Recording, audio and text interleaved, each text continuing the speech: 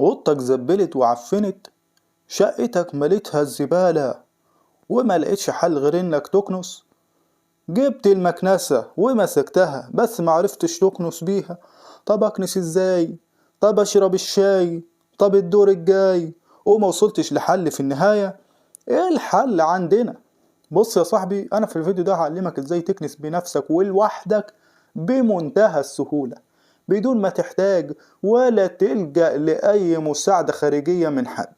بص يا صاحبي، هو يفضل انك تكنس بإيدك اليمين، ولو انت عاوز تكنس بإيديك الاتنين شغال برضو. بس زي ما انت عارف ان احنا يمين في كل حاجة. بص يا صاحبي، وليكن انت عاوز تكنس الحتة دي، هتحط المكنسة كده وتشد كده يا صاحبي. بص اها، بص يا صاحبي، بص واخد بالك انت؟